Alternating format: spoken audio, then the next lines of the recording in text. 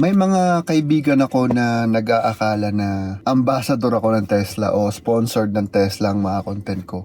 The simple answer is no. Actually, the only answer is no.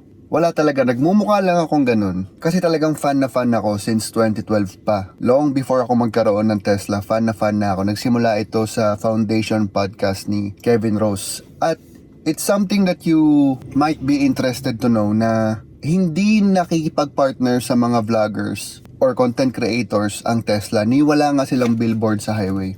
Now, this is not the time to explain why. Kasi pag sinabi ko yung dahilan, baka isipin ninyo dina-downplay ko yung ibang brands. And so, kahit na ang Tesla ay merong monopoly sa aking damdamin, ang realidad ay hindi nila monopoly ang market ng Pilipinas. Madaming kahati sa market share ang Tesla sa Pilipinas. Kaya naman naiisip ko ngayong episode, blessing din na dahil nga hindi ako sponsored ng kahit sino, meron akong freedom na magsalita tungkol sa ibang brands. Dahil ang realidad, sa pag-shift ng mundo papunta sa electric vehicles, gumagapang na papunta sa aming personal lives bukod dito sa Tesla, pati yung ibang brands. Makikita niyo ang ibig ko sabihin maya-maya lamang sa episode na ito ng Tesla serye.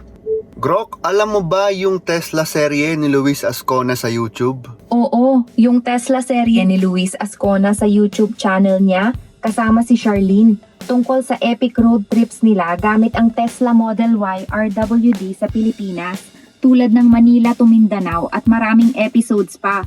Super informative para sa EV owners dito. Okay, thank you! Walang anuman. Welcome po sa Michael Jordan episode, ang number 23 episode ng ating Tesla serye kung saan dumating na sa Maynila ang kotseng nagsasalita at sumasagot. Pero dahil nasa chronological order ang editing ng mga clips na ito, kailangan ko muna ipakita sa inyo ang ibang mga EV na kasama sa ating kwento. EV as in electric vehicles, dekuryenteng bagay na pwede mong sakyan. Hindi naman sa pagpapakapiloso po pero may ganyan na nga pala ako dati. Yung electric kick scooter ko na gawa ng Xiaomi. As in, gamit ko yan papasok sa opisina. Kasama ang palad, lalo sa mga cities natin, mahirap gawing safe ang pagsakay nito. Walang ka-traffic guys. Wala man lang tao. Lonely, I'm Mr. Lonely, I have nobody. Ay, putang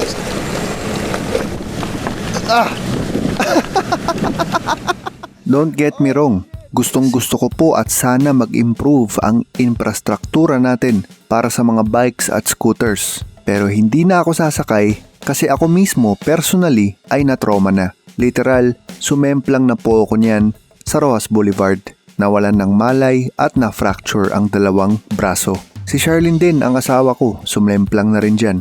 Ang sarap sana nung konsepto na ipinapasok ko lang siya sa bahay, china-charge, at ready na ulit siya for the next day. Around 2019 yun. Nowadays, sa 2026, meron na ding electric na kotse si Xiaomi. At para sa isang kumpanya na napakadaming products sa kanilang listahan, from dental water floss to induction cooker to phones, respetado ng komunidad ang kanilang electric vehicle. Pure electric vehicles ang mga to, katulad ng Tesla. At madami pang ibang players, ginawa ko lang halimbawa si Xiaomi at Tesla dahil ang totoo, papuntang electric na ang buong mundo. As of 2026, ang pure electric vehicles sa China ay 40% na. Sa Norway, alam mo kung ilan? 97% na ng kanilang mga sasakyan ay electric. Dito sa amin sa Cubao, kahit na yung de-pedal, naging electric na. Yung uncle ni Charlene meron na nitong e-Maverick at Fido na bicycles. Kung paahon, hinlalaki action lang ang kailangan mo. Uusad ka pa rin. Bagay na bagay para sa mga seniors. Yung isang uncle naman ni Charlene, although hindi nag-pure electric, nag-hybrid naman. O yung HEV, Hybrid Electric Vehicle. Yung Scenics ng Innova, umaandar sa gasolina pero minsan electric. Yung gasolina ang nagcha-charge ng electric motor. Yung isa pang uncle ni Charlene, nag-hybrid BYD rin. Katulad ng dalawang neighbors namin, may isang neighbor nga din pala kami na naka-Tesla din. So yung nangyayari sa mundo, medyo nagre-reflect na din sa personal na buhay namin. Tumadami na ang naka-electric. Hindi ko sinasadyang ilatag sa inyo ang aming family tree kasi although kami ni Charlene ang nauna sa kanya-kanya naming pamilya pagdating sa electric vehicles, eventually napunta na rin doon ang kanilang mga desisyon. Naaalala nyo ba yung dalawang pinsan namin na kasama namin sa Manila to Mindanao trip? Yung naka-orange na Mazda pickup? Aba pumick up na rin sila ng pure electric vehicle. Ito ang kanilang VinFast VF3, pure electric din. Madalas akong mapalingon pag may gantong dumadaan kasi ang cute ng body. Ang tawag nga ni Eileen dito ay... Hindi na ako nagulat sa desisyon ng pinsan ko na kumuha ng pure electric. Aba, baka siya ang nagulat sa akin. Sayang di ko lang nakuna ng kanyang gulat face. Gulat ka, tol? Gulat ka? Oo, gagi. Ano, tournament eh. Private na private yata kasi ang stock tint nitong VF3. Mas sayang, di ko nakita sa video. So sa VF3, pwede ka din tumambay with TV and aircon habang naghihintay. Kumbaga mag-camp. Dito nga't nanonood si Andy ng StarCraft tournament. So, ano internet mo? May ano siya eSIM. Mukha siyang maliit at cute sa labas. Pero hindi naman yung tipong hirap na hirap pumasok ang damulag na katulad ko. Kami nga pala ang Beavis and Butthead ng pamilya. Oy, biglang umandar. Gagi, tingnan mo ang odometer namin, 668 na. Ilang araw pa lang to? Dalawa. Dalawang araw pa lang to? Hindi kaya ata pwede mag-charge sa akin eh. DC lang daw kasi Oo, sabi. AC ako eh. Yun yung isa. Baba, storage doon. Cup holder dito. Yung likod. Wala siyang pinto sa likod so ang access papunta doon ay through the front passenger door. Okay, di aircon na. Pakinggan ang tunog ng turn signal, parang si Tyla. Kwarta tunog oh. Tornational. Tornational. Kumusta siya tol sa elevation? Okay naman, mahatak naman siya. Kasi alam mo yung parang mechanical pa rin siya. Oo, dahil button. So, Ayun ang nagustuhan daw ni Andy dahil pa rin button.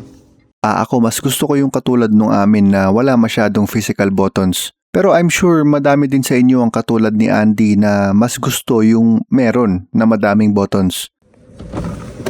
Di naman din masikip po, sabi ng iba. maluwag din siya. Masikip. Ayun oh. Kasi nung nakaraan, sumakay dito yung kapatid at saka mama ni Aileen eh. Oo. Hindi na sila nahirapan. Yung siguro masikip lang yung pagpasok mo, pag pupunta ka sa likod. Oo. Kasi dito dadaan sa Sa harap, wala siyang pinto sa likod. Pero kung isipin, malayo na yung pinanggalingan mo, Valley. Oo. Di ba? Ito, nabawas siya. Pumunta kami dito galing Full ka nang umalis ka? Hindi, 85%. Oo, not bad na rin. Tapos tumambay na ako dyan ng halos 2 oras na. 2 oras ka na dyan? Oo. May camera ka sa likod? Walang kamera. Papalagyan. May slot siyang ganun eh. Binfast din? Binfast din. Okay. Kinoskat Oo, talaga. talagang cost cutting sila sa Sa aking pagkakaintindi, madaming hindi in-install si VinFast sa VF3 bilang cost cutting sa upfront cost ng unit. Ito, unlock. Ito, naka-pink ka na Binfast, tapos naka-love story ka ni Taylor Swift. Tol, ano ba yun? Tol naman. Tol. Oh, so, pag aandar, Pag ida-drive, may baba mo. pag ida-drive, bababa to. Tapos ito, Drive na yan. drive ba to? Kung reverse, igaganon ko. Hilahin ko ganon, pag reverse. Tapos Boop, yun. Reverse. Bintana nito. bintana niya nandito to. Saan? Ito. Paano yung ibang... ito tsaka ito. So ito bintana driver, bintana pasahero. Okay, ayan na. Baba na yung bintana. Balita, tol. Cutie pie ka dyan At ako'y ingat na ingat, baka mayari ako ng owner na si Eileen. Ayaw kong magasgas ang kanyang 2-day-old car. Pasilip sa harap tol, baka may mayari tayong That was my fast drive, VinFast. Ang pinaka namimiss ko yung camera. wala kasi Dahil ako'y matatakotin na driver, kailangan ko yung camera talaga. Pero I'm sure masasanay din si Aileen. Avril Lavigne! Tol, pinakita mo yung sikreto eh. Si Andy ay nagpapalipas oras lamang dahil pagdating ng kanyang asawa na si Aileen, sibat na sila pauwi ng Santa Rosa. Yung music natin dito. Laman. Ay, okay. Laman ka! Ay, okay. Ano na music ni Andy ngayon? Chasing Jason Pavement. Bye-bye. Ingat. Magkikita kami ulit. Galing pa silang south sa Nuvali at doon ang aming meeting point sa Philippine Arena sa Bulacan, Norte. And so back to our Tesla Model Y. 100% nung umalis si Charlene, nagpunta ng Makati at pabalik ng Cubao, balik Cubao, Makati, Cubao. Ngayon ay 79% siya. Pinark ko to sa labas sa Arawan na Okay. consume siya ng climate na 6%. Oo nga, madami-dami yun, ano? 6%, Oo. malaki yun. Sobrang init ngayon, oh. Kapag content creation, meron kaming resibo, ha? Content creation, meron tayo resibo, okay? Anong year ka nagpa-BIR, babe? Magkasama tayo 10 nun. years ago, Oh. 10 years ang aming korporasyon. Yeah. Kasama natin si Lebron at si Steph Curry. Oh. Sabi ko nga, nag-post ako nun eh. Sabi ko, kasi si Charlene ang president. Ako ang secretary. Ginawa niya ang secretary ng korporasyon. Tapos sabi ko, hindi ko akalain mangyayari sa buhay ko to na magiging secretary ako ng isang korporasyon. Ang akala ko magiging president ako. Sige, ikaw na maging president. Hindi ako, joke lang. Mahala ka. Bye-bye.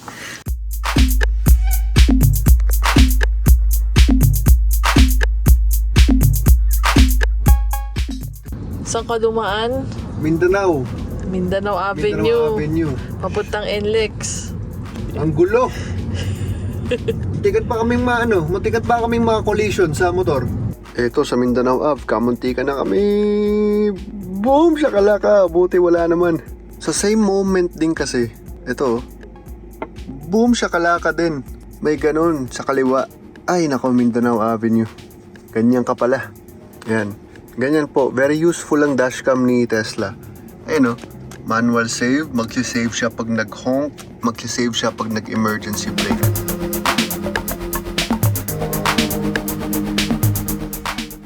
May nakasabay kaming Tesla. Oh. Alam mo, ang Tesla na to, bumubusina sa akin. Nakikipagkamustahan.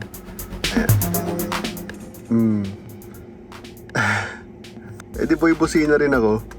Ayan siya. Oh, boom. Ayan siya. Papaliko na kami niyan eh. So, babay na kami. Kung sino ko man, kumusta plok? Kambal eh oh, kambal. Eto na, change lane na kami. Boom, shakalaka. Yun. Sa dashcam po kasi nasisave siya kapag bumubusina. Paalam kaibigan. May isa pa dun oh, puti oh. Wapo yun.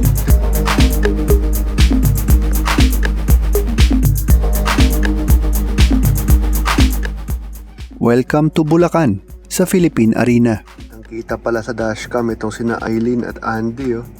Tiny pink car. Yan ang tawag ni Aileen sa kanyang sasakyan. Tiny pink car. Laman ka! Ay, okay. Ilang araw na?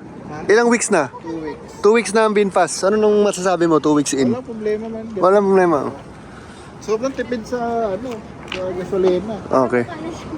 Nag-drive na ba? Hindi pa niya inaano. 2 weeks in, anong masasabi mo? 2 weeks. Hindi ko alam, siya yung nagdadrive eh. Naka 2,000 kilometers na kami. 1,000 Oh? per week. Okay. Di na kayo nagpipick up? Hindi na. Okay. Wala si Charlene last time kaya first time niyang makita itong VF3. Kasya pa si Milo dito. Milo? Naglagay na ng ears. Ikaw naglagay niyan. Ay, Anong ears? Ay, ears sa ano? Mukhang pusa eh. Laman ka! Babaeng babae nagdadrive mo. Alam mo kung anong battery chemistry niya? LFP din. Okay. Wala pa tong frontal meron. Di mo problema sa garahe oh. Oh. Ang luwag niyan sa inyo eh. Ano to lang, front niya ginaganon lang. Parang nilalagay siya sa ano. Naka-ready tinanggalan lang talaga nila. So bibilin lang talaga, tapos Yan yung strategy ni Binfast para makabili ka ng murang Binfast. May mga tatanggalin muna siya. Bili ka ng mura. Yung mga tingin mo kailangan mo, dagdag mo na lang. Para sa maliit na malaki kasi ang luwag. Para sa maliit na malaki. Para siyang maliit na malaki. Oo. Yan ang mayordoma na bumili ng Binfast. My tiny pink car! Tiny pink car! Ay, okay. Nag-charge kayo doon. Nag-charge kami Oo. hanggang 90, Oo. 53%. Tapos ngayon, Ngayon ang nadala niya, parang 69 na. 69. Okay. Dinala sila ng tiny pink car para tumingin ng tiny pink flowers.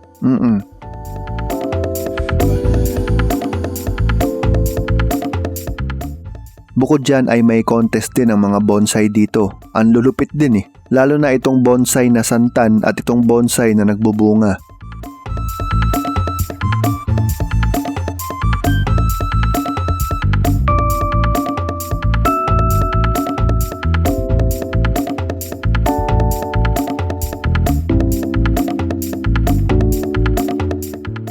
Ay, galing!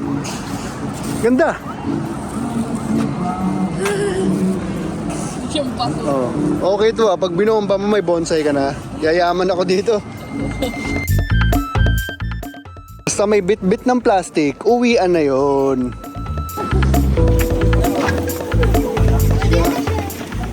Boom!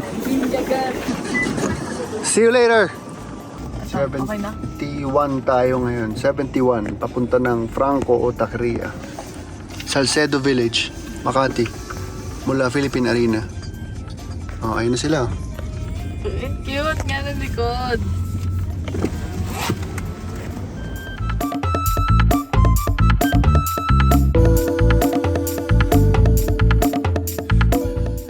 Mako-conquer ko rin ang lahat ng city sa NCR. Pero para sa akin, Makati ang Big Boss final stage. Ang dami kasing one way na nakakalito. Stricto ang mga pulis. Kaya pag dito, lalo sa gabi, si Charlene palagi ang nagdedrive.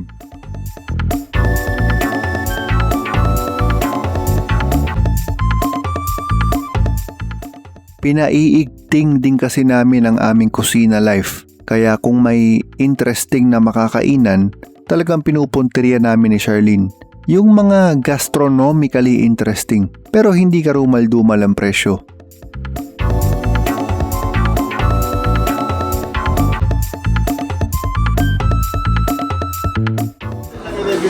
Madaling kamutin likod mo nito pag kumate. Pauwi, nag-dinner muna kami sa Makati, dito sa Franco Taqueria. Nasa buwan na ito ay may collaboration with Chef Josh Boutwood, yung bigotilyong chef ng Helm, ang tanging 2 Michelin star resto sa Pinas. Dito sa Makati, itong taco na ito ang collaboration nila. Aba talagang masarap, pero lubhang nakakabitin sa liit. Pero yung regular menu ng Franco Taqueria, panalo naman talaga. Pangalawang beses na namin dito, pero first time ko itong yobab sa apricot chutney. Panalo. Kaya ako to in order dahil kung nanonood kayo ng ibang video namin, gumagawa din ako ng chutney. Ang galing pa nila gumawa ng posters. Nakakatakam talaga. Nakakatakam. Free horchata. Order dapat na. Takam na takam siya eh. Oh. Ano sabi sa'yo, Tol? Pang-aso. Hindi tinanggap yung order. Kaya nga eh. Okay, hopefully, hindi lang kami ang nadali ng poster na yon. Pang pets pala ang ice cream. Sa sobrang takam ni Andy, parang gusto pa rin niya umorder para sa sarili niya. Kaya sinuggest ni Charlene, dapat nagpanggap na lang siya na good boy. Oo nga, Tol. No? Maganda idea ni Charlene. Dapat gumaapang ka. Kasi dapat nga, sabi ko, okay lang ka. Madaming solid na food trip sa Makati, pang tao man o hindi.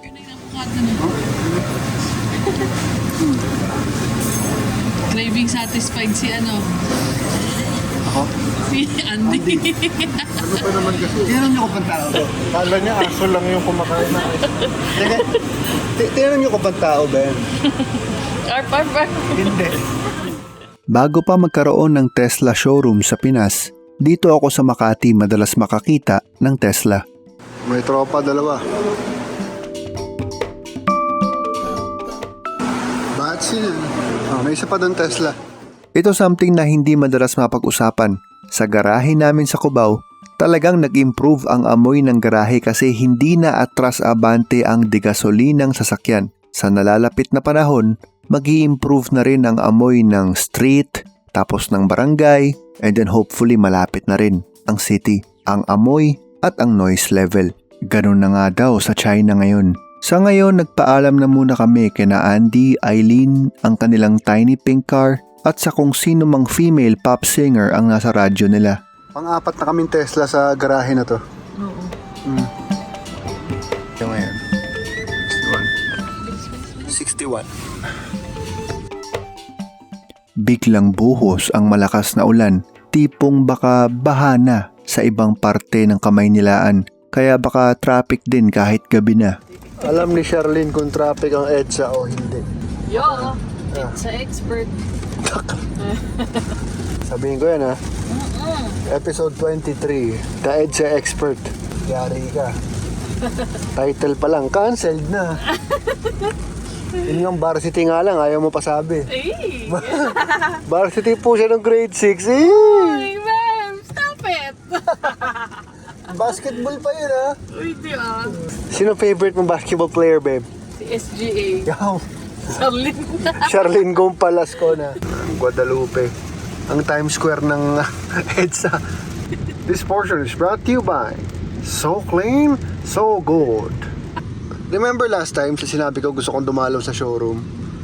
Dahil lang yun sa windshield blades na naisip ko, kailangan ko ba talaga magpunta doon? Wala naman nagsabi sa akin na pumunta doon. Nag-assume lang ako. Baka naman kaya na Ganto. kami magpalit. Ganto kasi, papalit ka lang ng windshield blades. Windshield? Oo, windshield blades. Kapag nakikita mo na yung rubber na gumagana. Ngayon may schedule lang nga. Wait lang, speaking of other Ganun BEVs. yan. Ayun. Yan, isa pa sa mga ibang BEV sa mundo, sa Pilipinas. Ganun yun, Ben. Sabi ni Shirley, tsaka na daw ako magpalit ng rubber blade kapag para na siyang Yung pagod na lambi. Oo, yung Darter na, ganyan na. natanggal na yung rubber dun sa windshield. Pag gumaganyan na raw yung blade, tsaka na raw ako magpalit. At habang pinag-uusapan namin ang pagod na lambi, kinabahan si Charlene kasi may lumabas na dilaw na warning. Nag-alert, nag-yellow lang ganyan. Nagtaka si Charlene na bakit. Kala ko check engine. Oh, check engine. yung ayokong icon sa buong buhay ko eh. So, ang recommended po dito ay 42 PSI. Yung pala, yung yellow ay tire pressure. So, Matagal na kami hindi nagpapahangin eh. ganito siya makikita. Oo, yan. So, It's ito like yung music. Yan, tire pressure mo, 38. Umuulan, siguro dahil na rin sa lamig. No big deal, magpapabomba lang kami sa Shell na malapit sa amin. Interesting na sasakyan.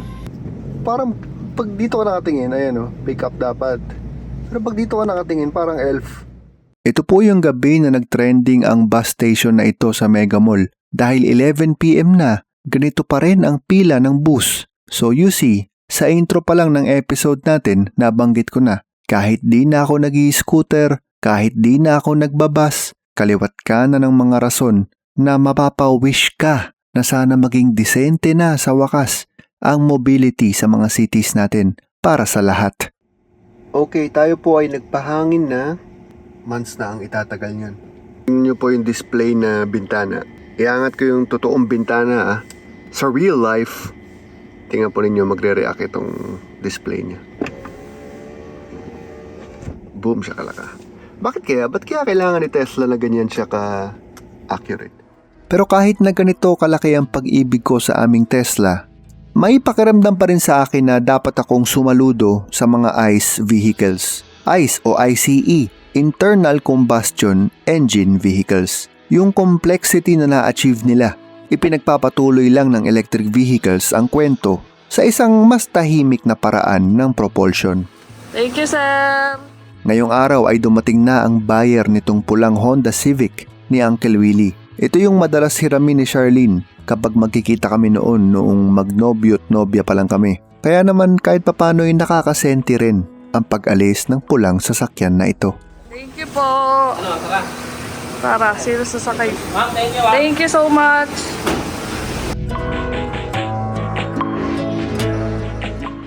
Bye-bye. Thank you.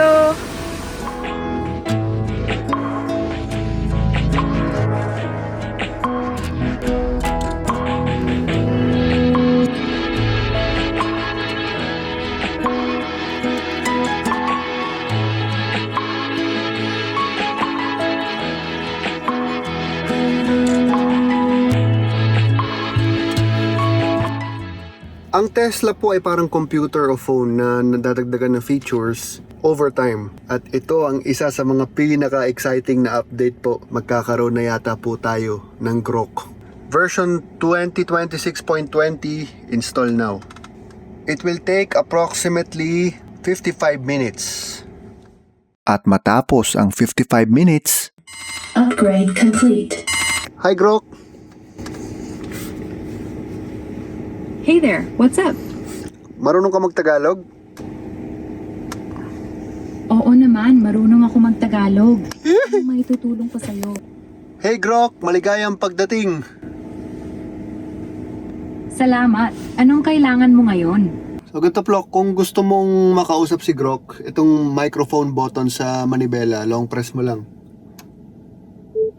Nandito ako bilang voice assistant mo sa Tesla, Grok, built by xAI, para tulungan ka sa navigation, controls, music, at iba pang features habang nagdadrive ka. Anong maitutulong ko? Pwede ka ba mag-play ng bold? Pasensya na, hindi ko pwede i-play ang NSFW o bold content.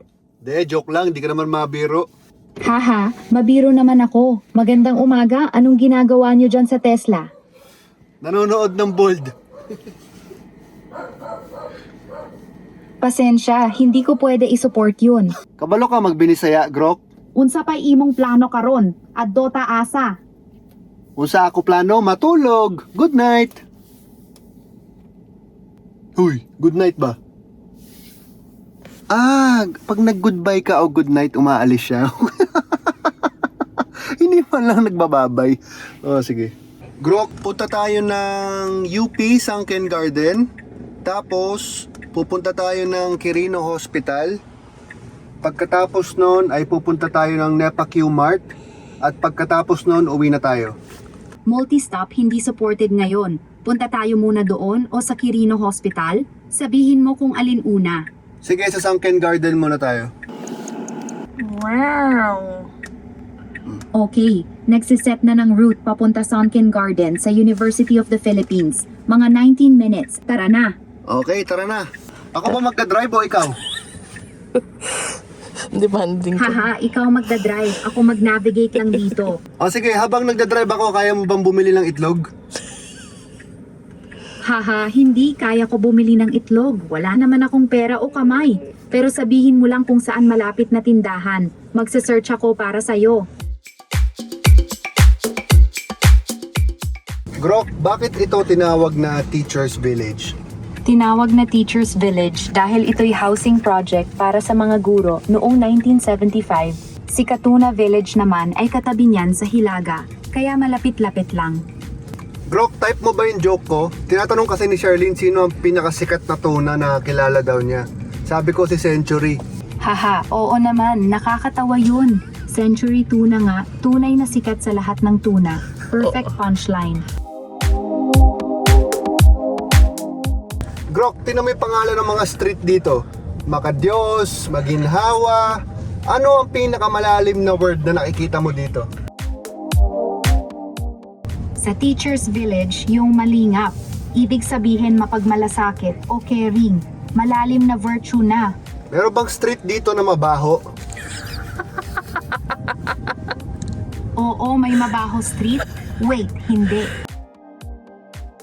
Kung mabaho ang hanap mo, baka walang eksaktong ganyan. Lahat virtues tulad ng mabait o maalalahanin. Virtues. Haha, joke mo ba yun?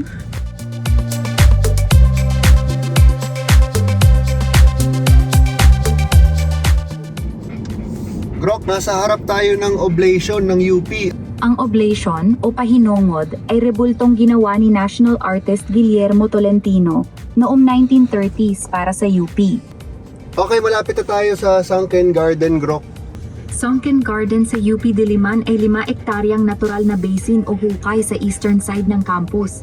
Ito ay madalas na venue ng UP Fair, concerts, protests, napapaligiran ng acacia trees at malapit sa main library. No, ganda nung ginawa nila dito sa Bollard, oh. Ganyan lang kasimple, feeling safe na yung mga tao. 'Di ba? Yan lang, hindi naman mahal yan, plastic lang yan. Yan lang, para maging safe yung tao. At saka, para sa akin, komportable din ako na meron yan.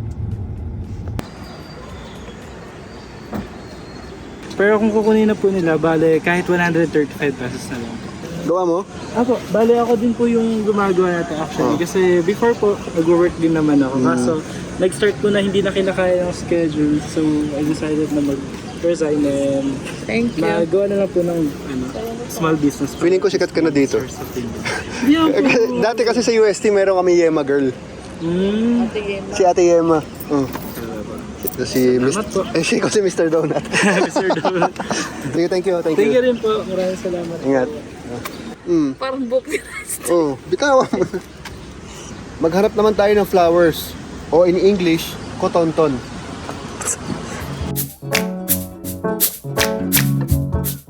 Kahit gaano naka-modern ang mundo, yung mga madaming puno pa rin ang mga best na lugar. Rusty tumae. Dampot siya eh. Ano yung sunken garden? Literal na nakalubog talaga siya. Kaya sunken. Grabe kapag umulan dyan. Oh, hindi. Maganda nga yun eh. Para dito muna yung tubig kaysa mag-run off pag umulan. Hindi ko lang matandaan kung aling part ng UP. Pero nung elementary pa ako, every weekend, dinadala kami dito ng pamilya. Para lang, mag-badminton sa ganyan. Talaga ba? Oh, kaya nga, Sa Quezon City Circle yung namin. o yan, minsan circle din kami. Kaya yung mga taga Jimenez, sana gamitin yung AR garden na parang ganun. Ang literal lang, kailangan mo lang naman damo, mag-i-enjoy na yung mga bata. Open space ng damo. Makaka-badminton na sila. Rusty! Bakit Rusty? Nag-aaral ka ba? Taga UP yan.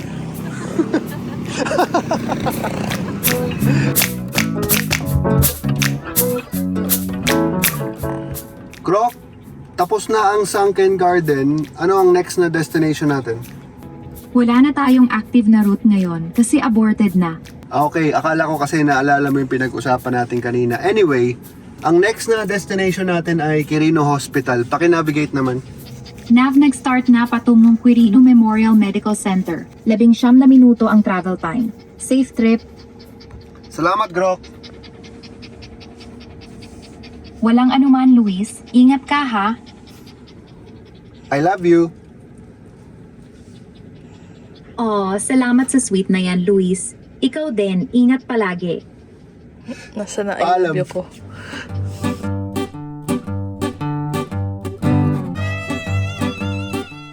So, teknik yung mga friends ko rito. Ginagawa nila counterclockwise yung jogging para makita nila yung mga pogi.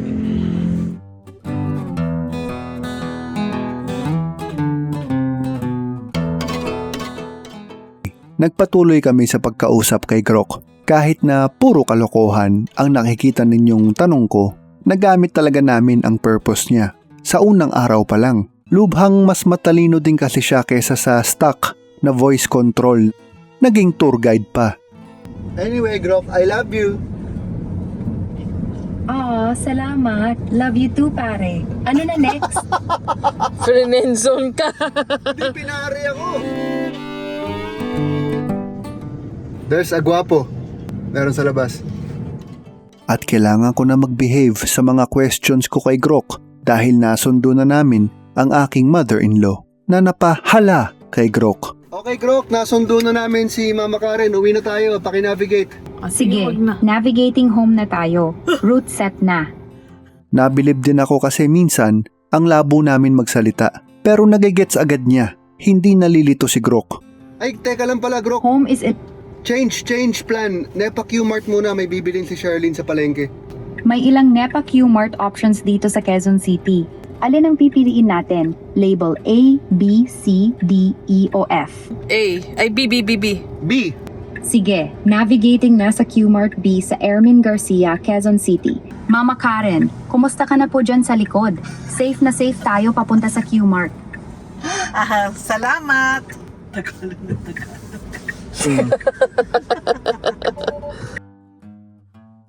Grok, change of plans. Uwi na lang tayo. Sige, nagsiset na ng route pa uwi sa home. Ano ang solusyon mo sa traffic ng Metro Manila? Mahirap talaga ang traffic sa Metro Manila, pero pangunahing solusyon ay i-prioritize ang mass transport tulad ng trains, bus rapid transit at railway expansions. Tama ka daw, sabi ni Mama Karen. Parehas talaga kayong matalino, Grok eh. Salamat sa papuri, parehas kaming matalino. Ano pa bang plano mo pa uwi? Wala na, uwi na kami.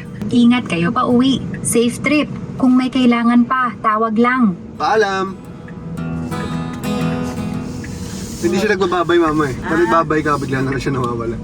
Ay, ikaw lang, boses mo lang inaano niya? Hindi, kahit sino magsalita. Okay. Nag-enjoy ako sa unang experiences with Grok sa Tesla. Suabe episode, warm up lang dahil may troubleshooting tayong gagawin sa next episode. Hindi sa kotse, pero basta makikita mo. Catch it again. Thank you, Plok. Yan na po ang Michael Jordan Ep, ang pang 23rd episode ng Tesla serye.